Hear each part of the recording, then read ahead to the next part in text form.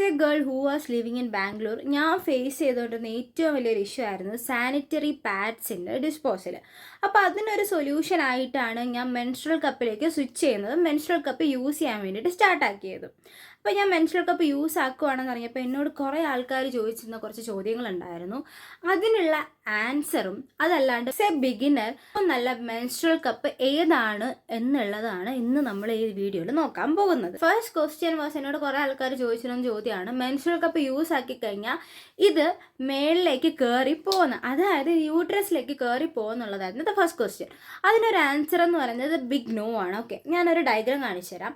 ഈ ഡയഗ്രത്തിൽ കാണുന്ന പോലെ ലൈക്ക് നോർമൽ അനാട്ടമി എന്ന് പറയുന്നത് യൂട്രസിൽ നിന്ന് ഒരു കുഞ്ഞു ട്യൂബ് കണക്ട് ചെയ്ത് അതിന് നമ്മൾ സർവിക്സ് എന്ന് വിളിക്കും.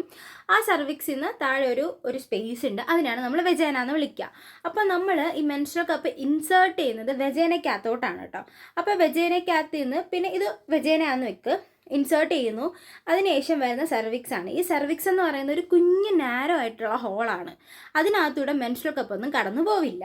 അസ് എ ബിഗിനർ ഞാൻ കണ്ടതിൽ വെച്ചിട്ട് ഏറ്റവും നല്ല ബെസ്റ്റ് ആയിട്ടുള്ള മെൻസ്ട്രൽ കപ്പാണ് പ്ലോഷ് എന്ന് പറയുന്ന ബ്രാൻഡിൻ്റെ മെൻസ്ട്രൽ കപ്പ്.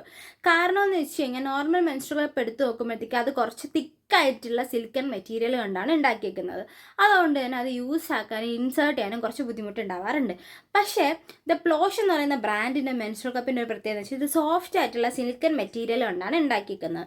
സോഫ്റ്റ് ആയിട്ടുള്ള സിലിക്കൺ മെറ്റീരിയൽ ആയതുകൊണ്ട് തന്നെ ഇൻസേർട്ട് ചെയ്യാൻ ഭയങ്കര ഈസി ആയിരിക്കും. സോ ഇവരുടെ ഒരു മെൻസ്ട്രൽ കപ്പ് ബ്രാൻഡിൻ്റെ പ്രത്യേകത എന്ന് വെച്ച് കഴിഞ്ഞാൽ S to L വരെ സൈസ് അവൈലബിൾ ആണ്. ഇനി L ആണെന്നുണ്ടെങ്കിൽ ഹോൾഡിംഗ് കപ്പാസിറ്റി കുറച്ച് കൂടുതലാണ്, മെൻസ്ട്രൽ ബ്ലഡ് ഹോൾഡിംഗ് കപ്പാസിറ്റി കുറച്ച് കൂടുതലാണ്.